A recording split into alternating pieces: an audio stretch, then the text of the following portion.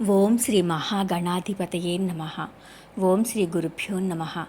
ఓం శ్రీ సాయినాథాయ నమ. శ్రీ మాతృసాయి బాబావారి సచరిత్రలో 4వ అధ్యాయంలో 2వ భాగం విఠలుని పూజ. తనకు నూనెనివ్వని వ్యాపారస్తులకు కనువిప్పు కలిగించిన బాబా భగవంతుని పట్ల భక్తుని బాధ్యతను గుర్తు చేసిన కథను తెలుసుకుందాం.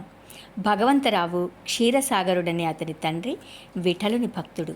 అతను నియమం ప్రకారం పండరీపురం యాత్ర చేయడమే కాక ఇంట్లో కూడా విఠలుడి విగ్రహానికి నిత్య పూజలు నైవేద్యాలు చేసేవాడు.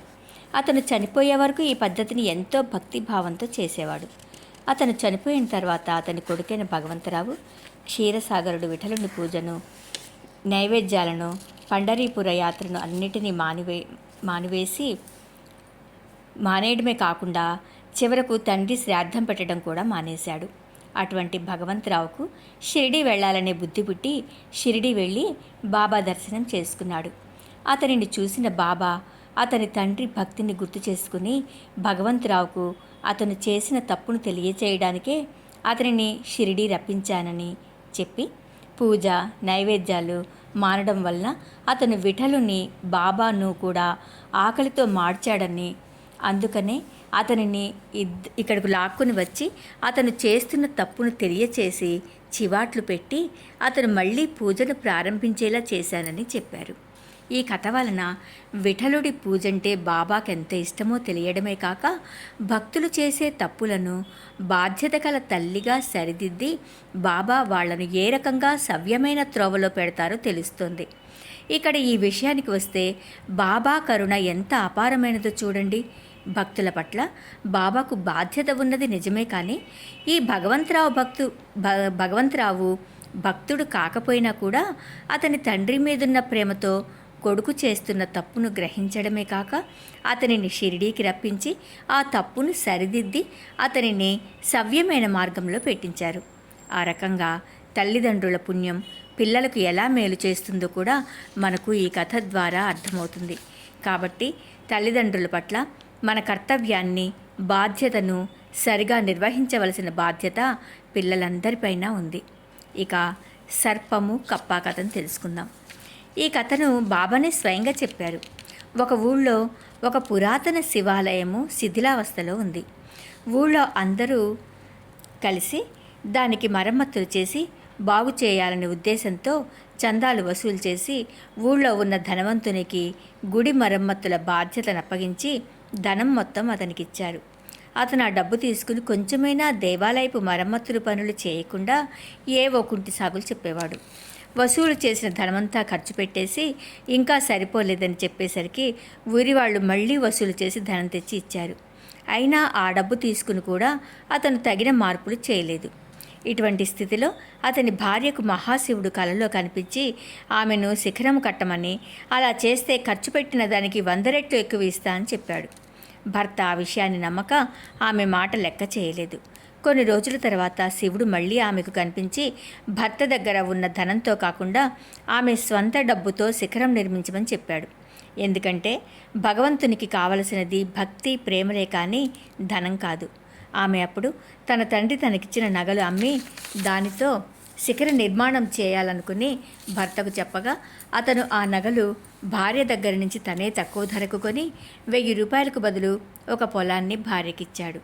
ఆ పొలం కూడా అతనిది కాదు. డుబ్కి అనే పేదరాలు అతని దగ్గర 200 రూపాయలు అప్పు తీసుకున్నందుకు ఆమె పొలాన్ని తీసేసుకుని ఆ పనికిరాని సాగులో లేని బీడు పొలాన్ని భార్యకిచ్చాడు. ఈ రకంగా అతను తన భార్యని డుబ్కీని కూడా చివరకు దైవాన్ని కూడా మోసం చేయాలనుకున్నాడు. అయితే ఇతను ఇంత ఆశపడినా కొన్ని రోజులకు పెద్ద తుఫాను వచ్చి వాళ్ళింటికి పిడుగుపడి అతని భార్య కూడా చనిపోయారు. డుబ్కీ కూడా చనిపోయింది. కొన్ని రోజులకు అతను ఒక బీద బ్రాహ్మణ కుటుంబంలో జన్మించాడు. అతనికి వీరభద్రప్ప అని పేరు పెట్టారు. ఈ జన్మలో కూడా అతను ధనాశతోనే ఉండేవాడు. అతని భార్య శివాలయం పూజారి కూతురు గౌరిగా పుట్టింది. డుబ్కీ కూడా దేవాలయం ధర్మకర్త ఇంట్లో చెన్నబసప్ప అనే మగపిల్లాడుగా పుట్టింది. వీరభద్రప్పను బాబా సలహాపై గౌరికిచ్చి పెళ్లి చేశారు. ఈ రకంగా ముందు జన్మలో దేవాలయం నిర్మాణపు ధనంతో సంబంధమున్న ముగ్గురు ఒకే దగ్గర చేరారు. అయితే అనుకోకుండా పొలం ధర విపరీతంగా పెరిగింది. దానిని ₹1,00,000 అమ్మారు. గౌరీ నగలకు 100 రెట్లు ఎక్కువ వచ్చింది. ఈ రకంగా ఊహించని ధనం వచ్చేసరికి వీరభద్రప్ప డబ్బు కోసం గొడవ పెట్టేవాడు. తను మందిర ధర్మకర్త కాబట్టి శంకరునకు అర్పించిన ఆ పొలమునకు మొదటి యజమాని తానే కాబట్టి దానిపై తనకు వాటా ఉంటుందని చెన్నబసప్ప గొడవ చేసేవాడు. అప్పుడు పూజారి ఈ సమస్యను బాబాకు చెప్పగా బాబా ధనం మీద వీరభద్రప్పకు ఎటువంటి హక్కు లేదని, డబ్బు మొత్తం పూజారి వారసురాలైన గౌరికే దక్కుతుందని, చెన్నబసప్పకు వడ్డీలో భాగం ఇస్తే చాలునని తీర్పు చెప్పారు. ఇది నచ్చని వీరభద్రప్ప బాబాను కూడా నిందించగా గౌరీ క్షమాపణ కోరుకుంది. ఆనాటి రాత్రే శంకరుడు గౌరీ కలలో కనిపించి వీరభద్రప్పతో పని లేకుండా చెన్నబసప్పపై తనకు నమ్మకముందని, అతని సలహాపై మందిర నిర్మాణము పూర్తి గావించమని చెప్పాడు. ఇది తెలిసిన వీరభద్రప్ప చెన్నబసప్పపై అమితమైన ఈర్ష్య అసూయాలతో అతనిని ముక్కలు ముక్కలుగా నరుకుతానని, ఎక్కడ కనిపిస్తే అక్కడ మింగుతానని బెదిరించేసరికి పిరికివాడైన చెన్నబసప్ప పరుగున పోయి సాయి పాదాలను ఆశ్రయించగా బాబా అతనికి అభయంనిచ్చారు. ఆ తర్వాత కొంతకాలానికి వాతరోగం వచ్చి వీరభద్రప్ప చనిపోయి పాముగా పుట్టగా పిరికి స్వభావం గల చెన్నబసప్ప వీరభద్రప్పపై భయంతోనే చనిపోయి కప్పగా జన్మించాడు. ఈ జన్మలో పాములా పుట్టిన వీరభద్రప్ప కప్ప అయిన చెన్నబసప్పకు పూర్వజన్మ శత్రుత్వంతో మింగబోగా ఆ జన్మలో చెన్నబసప్పను అభయం ఇచ్చిన సాయి సరి అయిన సమయానికి వచ్చి పాముగా జన్మనెత్తిన వీరభద్రప్పను మందలించి శత్రుత్వము వీడమని హితవు పలికి కప్పగా జన్మనెత్తిన చెన్నబసప్పను పాము బారి నుండి రక్షించారు. దేవుని అనుమతి లేకుండా ఆ సొమ్ముని ఎవరైనా ఆశిస్తే భగవంతుని ఆగ్రహానికి గురై తీవ్ర పరిణామాలు ఎదుర్కోవడమే కాక జన్మ జన్మలకు ఆ పాపం వీడదని ఈ కథ ద్వారా తెలుస్తోంది. ఇక జ్ఞానేశ్వరి మానవ జన్మ సార్థకతను తెలిపిన తర్వాత బాబా ఈ జన్మలో మనం భగవంతుని చేరడానికి అనేక మార్గాలు చూపారు. ఇంతకు ముందే మనకు నామ సంకీర్తన గొప్పతనాన్ని తెలియచేశారు. అంతేకాక ఎంతోమంది సద్గ్రంథ పారాయణులతో సత్కాలక్షేపాలతో బాబా సన్నిధిలో తరించారు. అందులో ఏ సందేహాలు కలిగినా వాటిని బాబా పరిష్కరించేవారు. అలా సందేహాలు తీర్చేటప్పుడు మాత్రం భక్తుడు పక్కదారి పట్టకుండా జాగ్రత్త పడేవారు. ఈ చిన్న సంఘటనతో బాబా ఏ చిన్న తప్పునైనా ఊరుకోరని తెలుస్తోంది. ఇప్పుడు ఆ సంఘటన ఏంటో చూద్దాం. దహన్లో మామలతదారుగా ఉన్న దేవుకు సద్గ్రంథ పారాయణలంటే చాలా ఇష్టం. అతను తాను అనుకున్న గ్రంథాలన్నింటినీ పారాయణ చేశాడు. కానీ భగవద్గీతపై జ్ఞానేశ్వర మహారాజు రాసిన వ్యాఖ్య జ్ఞానేశ్వరి చదవడం మొదలుపెట్టేసరికి ఏవో తెలియని సందేహాలు, అవాంతరాలు రావడం వలన పారాయణ చేయలేకపోతున్నాడు. అప్పుడు అతని స్నేహితులు ఇలాంటి సమయాల్లో పుస్తకాన్ని బాబా చేతికిచ్చి పావనమునర్చిన తర్వాత పారాయణ ప్రారంభిస్తే ఆటంకాలు తొలగిపోయి పారాయణ సాఫీగా సాగుతుందని సలహా ఇచ్చారు. కానీ దేవు తను చెప్పకుండానే బాబా తన కోరికను గుర్తించి తనకు పారాయణ చేయమని ఆదేశించే వరకు తాను అసలు జ్ఞానేశ్వరి మొదలుపెట్టనని నిర్ణయించుకున్నాడు. ఆ తర్వాత దేవు బాబా దర్శనానికి వెళ్ళినప్పుడు బాబా అతనిని దక్షిణ అడుగగా దేవు సంతోషంతో ఆ దక్షిణ సమర్పించుకున్నాడు. ఆ తర్వాత దేవు పక్కకు వెళ్ళి బాలకరాముడనే భక్తుడితో అతనిని బాబా ఏ రకంగా ఆశీర్వదించి అనుగ్రహించారో ఆ సంగతులని వివరాలు సేకరించడం మొదలుపెట్టాడు. అప్పుడు బాబా అతనిని దగ్గరకు పిలిచి అతని దగ్గర అనేకసార్లు దక్షిణ వసూలు చేసి ఏదో నెపం మీద అతనిని గట్టిగా తిట్టారు. దేవుకు బాబాకు ఎందుకు కోపం వచ్చిందో అర్థం కాలేదు. ఆ సాయంత్రం బాబా దేవుని రమ్మని కబురు చేసి అతనికి కలిగిన ఏ సందేహానికైనా సమాధానం చెప్పడానికి బాబానే సిద్ధం ఉండగా ఇతరుల దగ్గర నుంచి సమాచారం ఎందుకు సేకరిస్తున్నాడని అడిగారు. అప్పుడు దేవుకు తను బాలకరాముని బాబా అనుగ్రహం ఎలా పొందాడో అడిగిన సంగతి గుర్తుకు వచ్చి తన తప్పు తెలుసుకున్నాడు. అప్పుడు బాబా అతనితో వాడాలో కూర్చొని జ్ఞానేశ్వరిని కొంచెం కొంచెంగా చదవమని ఆజ్ఞాపించారు. దేవ్ బాబా నోటి ద్వారా జ్ఞానేశ్వరి పారాయణ చేయమని ఆదేశం రావాలనుకున్నట్లుగానే అతను అడగకుండానే బాబా అతనిని ఆదేశించారు. అక్కడితో బాబా ఊరుకోకుండా ఒకరోజు అతని కలలో కనిపించి పారాయణ ఎలా సాగుతుందో వివరాలు తెలుసుకుని అతను పారాయణ చేసేటప్పుడు తొందరపడుతున్నాడని, అలా కాక బాబా సమక్షంలో నిదానంగా చదవమని సూచించారు. మెలకువ వచ్చిన దగ్గర నుంచి దేవు పారాయణ నిర్విఘ్నంగా కొనసాగింది. ఆ రకంగా బాబా పారాయణ పూర్తి చేయించడమే కాక అతని చిన్న తప్పును కూడా సరిదిద్ది అతనికి మేలు చేశారు. ఈ రకంగా బాబా భక్తులెవ్వరూ ఏ చిన్న పొరపాటు కూడా చేయకుండా బాబా సరిదిద్దేవారు. ఇక ఉపనిషత్తుల సారాంశం. ఇంతకు ముందరి కథలో ఒక గ్రంథాన్ని ఎలా చదివి అర్థం చేసుకోవాలో తెలియజేసిన బాబా ఈ కథలో ఎంతో కఠినమైన ఉపనిషత్తుల సారాంశాన్ని ఎంతో తేలికగా మామూలు ప్రజలకు కూడా అర్థమయ్యే విధంగా దారి చూపించి కష్ట సుఖాలనేవి ఏవీ లేవని, అవి కేవలం మన మనస్సులో కలిగే భావాలు మాత్రమేనని తెలియజేశారు. ఇప్పుడు ఆ వివరాలు తెలుసుకుందాం. ఒకసారి దాసగను ఈశావాస్యోపనిషత్తు మీద మరాఠీ భాషలో వ్యాఖ్య రాయడం మొదలుపెట్టాడు. ఇది మిగిలిన ఉపనిషత్తుల కన్నా కష్టమైన ఉపనిషత్తు. ఇది వేదముల యొక్క సారాంశము, ఆత్మసాక్షాత్కారానికి సంబంధించిన శాస్త్రము. ఇందులో ఆత్మను గురించిన అపురూప వర్ణన 18 శ్లోకాలలో ఉంది. అంతేకాక దుఃఖాలను తట్టుకునే ధైర్యం గల ఆదర్శ యోగుల వర్ణన ఉంది.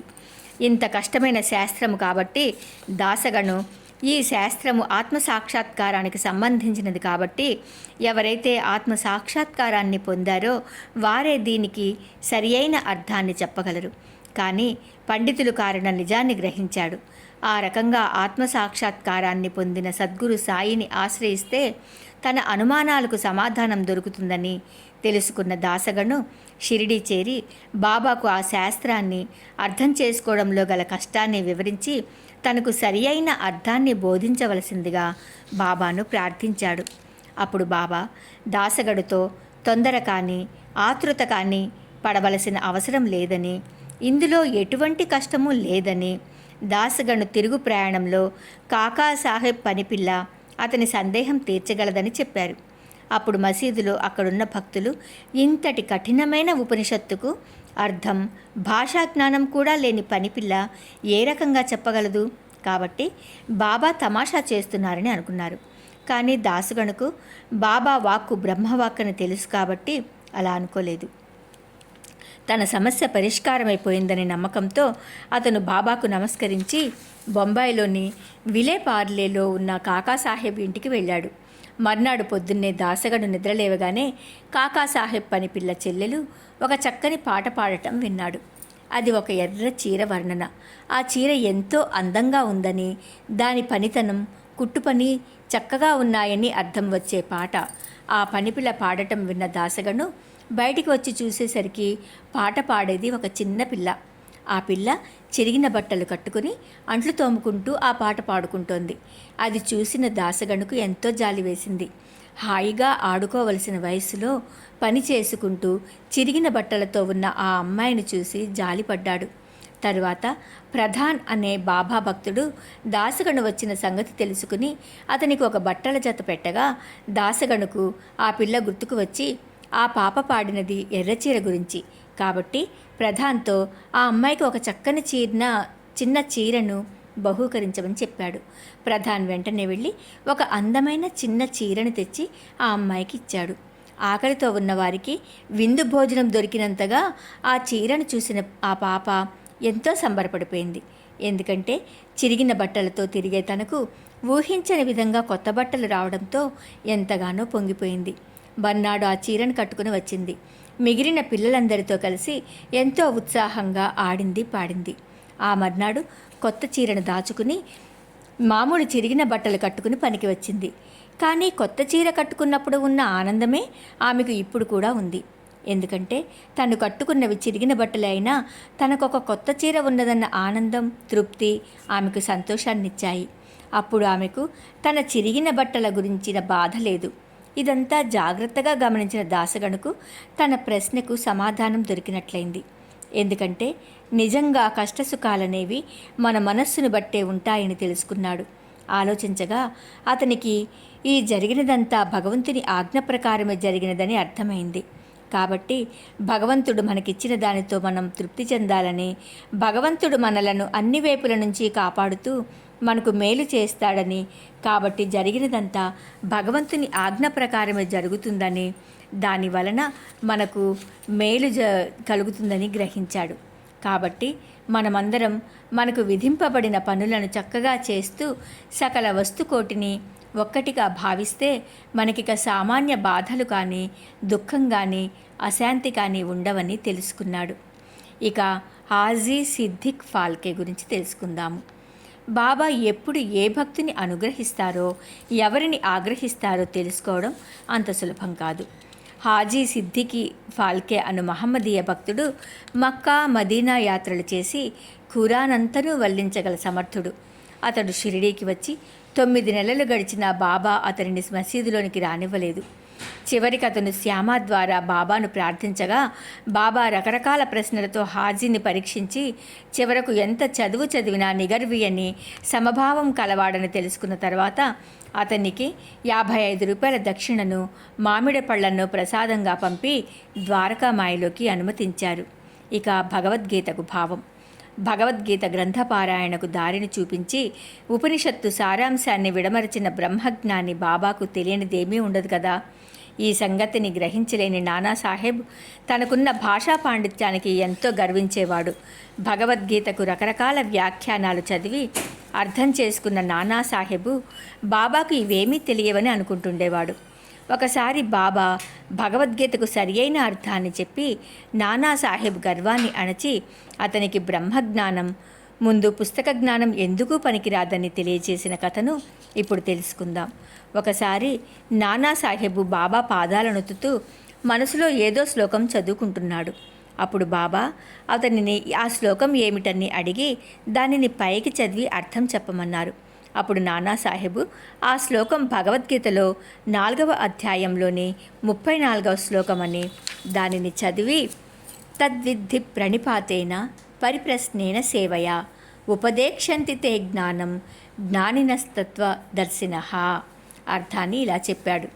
గురువుకు సాష్టాంగ నమస్కారం చేసి గురువును ప్రశ్నించి వారి సేవ చేయడం ద్వారా జ్ఞానాన్ని పొందాలి. అప్పుడు తత్వం తెలిసిన జ్ఞానులు తత్వాన్ని ఉపదేశిస్తారు అని పై అర్థాన్ని మాత్రమే చెప్పాడు. అప్పుడు బాబా అతనిని ఆ శ్లోకానికి సంబంధించి ఎన్నో రకాల ప్రశ్నలు వేశారు. ఒక్క ప్రశ్నకు కూడా నానా దగ్గర సమాధానం లేదు. అప్పుడు అతను ఎంతో తెలుసుననుకున్న తనకి ఏమీ తెలియదనుకున్న బాబాకు సర్వం తెలుసుననే సత్యాన్ని గ్రహించి సిగ్గుపడ్డాడు. అప్పుడు బాబా అతనికి ఆ శ్లోకానికి సరియైన అర్థాన్ని ఈ విధంగా తెలియచెప్పారు. గురువుకు ఊరకనే నమస్కరిస్తే చాలదు. మనం సద్గురువుకు సర్వస్వ శరణాగతి చేయాలి. మనం గురువును ప్రశ్నించేటప్పుడు దుర్బుద్ధితో కానీ, ఎదుటివారిలో తప్పులు పట్టడానికి కానీ కాక నిజాన్ని తెలుసుకుని దాని ద్వారా అభివృద్ధి పొందగలిగే ప్రశ్నలే అడగాలి. అంతేకాక సేవ అంటే ఇష్టం ఉంటే చెయ్యొచ్చు, లేకపోతే మానవచ్చు అనే అభిప్రాయంతో కాక ఈ శరీరము తనది కాదని, గురుసేవకే ఈ శరీరం ఉన్నదనే భావనతో చేసిన సేవ గురువును చేరుతుందని తెలియచెప్పారు. చీకటిని తరవడం అంటే వెలుగునివ్వడమైనట్లు అజ్ఞానమును నశింపచేయడమే జ్ఞానమును ప్రసాదించుట. సద్గురువు తన శిష్యుని ఈ స్థితికి తీసుకువెళతాడు కాబట్టి సద్గురు చరణాలను ఆశ్రయించి ఈ ఫలితాన్ని పొందవచ్చు. కాబట్టి ఎంతటి పుస్తక జ్ఞానమైనా బ్రహ్మజ్ఞాని అయిన బాబా ముందర వెలవెలపోతుందని తెలుసుకున్న నానాసాహెబు తన తప్పును తెలుసుకుని గర్వాన్ని వదిలి బాబా బోధించిన విధంగా నడుచుకుని అభివృద్ధి చెందాడు. ఇక నవవిధ భక్తులు. ఇప్పుడే మనం పుస్తక జ్ఞానం ఎందుకు పనికిరాదని, నిజమైన భక్తికి అర్థాన్ని తెలుసుకుని ఆచరించడమే భక్తికి మూలమని తెలుసుకున్నాం. దీనికి సంబంధించినదే ఒక కథ ఇప్పుడు విందాం. ఇంతకుముందు కథలో పుస్తక పాండిత్యంతో అంతా తెలుసుకున్నానని నానా అనుకుంటే, ఇప్పుడు ఈ కథలో పూనాలో ఉండే అనంతరావు పాటంకర్ అనే అతను ఎన్నో పుస్తకాలు చదివి పాండిత్యాన్ని సంపాదించినప్పటికీ అతనికి శాంతి లేదు. ఎందుకంటే అతను వాటి సారాంశాన్ని సరిగా అర్థం చేసుకోలేకపోవడం వల్ల ఆచరణ తెలియక తికమక పడుతున్నాడు. ఆ కథలోని వివరాలు ఇప్పుడు తెలుసుకుందాం. అనంతరావు పాటంకర్ అనే పూనా నివాసి షిరిడీ బాబా దర్శనానికి వచ్చి బాబా దర్శనంతో ఎంతో తృప్తిని, ఆనందాన్ని పొందాడు. అతను తన సమస్యను బాబాకు ఈ విధంగా వివరించాడు. అతను వేదాంతాలను చదివినా కూడా అతని మనస్సుకు శాంతి లేదని, అతని కన్నా పుస్తక జ్ఞానం లేని నిరాడంబర భక్తులు ఎంతో నయమని, చదివిన పుస్తకాలలోని సారాన్ని గ్రహించలేకపోవడం వలన ఆచరణలో పెట్టలేక అశాంతికి గురి అవుతున్నానని, కాబట్టి బాబా దయతో కాపాడి తనకు శాంతిని ప్రసాదించాలని ప్రాధేయపడ్డాడు. అప్పుడు బాబా అతనికి సూటిగా కాకుండా సూచనప్రాయంగా నవవిధ భక్తుల గురించి చెప్పారు. అయితే పాటంకర్ దానిని కూడా గ్రహించలేకపోవడం వల్ల అక్కడే ఉన్న దాదా కేల్కర్ను బాబా చెప్పిన దానికి అర్థం చెప్పమనగా, కేల్కర్ బాబా ప్రేరణతో బాబా చెప్పిన దానికి అర్థాన్ని పాటంకర్కు అర్థమయ్యే విధంగా ఇలా వివరించాడు. నవవిధ భక్తులలో ఏ ఒక్కదానిని ఆచరించినా భగవదనుగ్రహాన్ని పొందవచ్చునని బాబా పాటంకర్కు సూచించారని కేల్కర్ చెప్తూ ఆ నవవిధ భక్తులను వివరంగా చెప్పాడు. 1. శ్రవణము అంటే వినటం. భగవంతుని గురించి కథలను, లీలలను వినడం, భజన కీర్తనలు వినడం ద్వారా భగవంతుని తెలుసుకొనడం. ఇక 2వది కీర్తనము అంటే ప్రార్థించుట. శ్లోకాలు, స్తోత్రాలతో భగవంతుని ప్రార్థించడం. అంతేకాక భజనలు, నామస్మరణలతో హరికథలు, కీర్తనల ద్వారా భగవంతుని స్తుతించడం. ఇక 3వది జ్ఞాపకముంచుకోవడం. పైన తెలిపిన పద్ధతుల ద్వారా భగవంతుని గురించి తెలుసుకున్న దానిని గుర్తుంచుకొని సదా ఆ ధ్యానంలో గడపటం. 4వది పాదసేవనం అంటే పాదాలొత్తడం. మనం పట్టుకోవలసినదే భగవంతుని పాదాలు కాబట్టి ఆ పాదసేవ ద్వారానే భగవంతుని దగ్గరవడం. ఇక 5వది అర్చనం, పూజ. మన మనస్సుకు నచ్చిన విధంగా భగవంతుని అలంకరించి పూజించుట ద్వారా ఆయనను మెప్పించడం. ఇక 6వది నమస్కారం, వంగి నమస్కరించుట. ఈ సాష్టాంగ నమస్కారంలోని భావం ఏమిటంటే మనం పూర్తిగా మన గర్వాహంకారాలను ఆయన పాదాలపై నుంచి ఆ భగవంతునికి శరణాగతి పొందడమని భావం. ఇక 7వది దాస్యం అంటే సేవ. ఈ శరీరం ఉన్నదే భగవంతుని సేవ కొరకనే భావనతో మనకు తెలిసిన సేవను ఒక యజమానికి సేవకుడు చేసే సేవలాగా దాస్య భావనతో ఎంతో వినయంగా, నమ్రతగా సేవించుకోవడం. 8 సఖ్యత్వం అంటే స్నేహం. గురు శిష్యులన్నా, భగవంతుడు భక్తుడన్నా, యజమాని సేవకుడన్నా కొంత దూరం పాటించవలసి వస్తుంది. అలా కాక స్నేహభావనతో భగవంతుని ఆరాధించడం వలన అరమరికలు లేని ప్రేమ, స్నేహభావాలతో భగవంతుని ఆరాధించడం ద్వారా భగవంతునికి దగ్గరవడం. ఇక 9వది ఆత్మనివేదన, ఆత్మను సమర్పించడం. తాను వేరు, భగవంతుడు వేరనే భావన పోయి భగవంతునికి సంపూర్ణ శరణాగతి కావడం ద్వారా భగవంతునిలో ఐక్యమవ్వడం. ఈ రకంగా దాదా కేల్కరు నవవిధ భక్తుల గురించి వివరంగా చెప్పి పాటంకర్తో వీటిలో ఏ ఒక్కదానిని మనస్ఫూర్తిగా ఆచరించినా కూడా భగవంతుడు సంతృప్తి చెందుతాడని చెప్పాడు. అంతేకాక భక్తి లేకుండా చేసే జపము, యోగము, పారాయణలు, ఉపన్యాసాలు అన్నీ వ్యర్థమేనని చెప్తూ నవవిధ భక్తులలో ఏదైనా ఒక దానిని అనుసరించి ఆచరణలో పెట్టగలిగితే అతనికి మనస్థైర్యం, శాంతి కలుగుతాయని వివరించాడు. తరువాత పాటంకర్ బాబాను దర్శించినప్పుడు కేల్కర్ చెప్పినదంతా యథార్థమని, దానికై ప్రయత్నించమని పాటంకర్కు చెప్పారు. అప్పుడు పాటంకర్ బాబా ఆశీర్వాదంతోనే తాను నవవిధ భక్తులను ఆచరించగలుగుతానని, లేకపోతే ఆ పని తనకు అసాధ్యమని వేడుకోగా బాబా అతని నిగర్వానికి సంతోషించి అతనిని ఆశీర్వదించి అతనికి శాంతి, క్షేమాలు కలుగుతాయని అభయమిచ్చి పంపించారు. ఈ రకంగా పాటంకర్ తనకు కలిగిన అనుమానాలను తీర్చుకోవడమే కాక బాబా ఆశీర్వాదం వలన వాటిని ఆచరణ ఎలా పెట్టాలో తెలుసుకున్నవాడై శాంతి, సౌఖ్యాలను పొందాడు. పాండిత్య గర్వం లేకుండా ఎంతో వినమ్రంగా అతను వేడుకున్న విధానానికి బాబా సంతోషించి అతని అనుమానాలు తీర్చి అతనికి మేలు చేశారు. ఓం శ్రీ సాయినాథాయ నమః. సర్వం శ్రీ సాయినాథ దివ్య చరణారవిందార్పణమస్తు.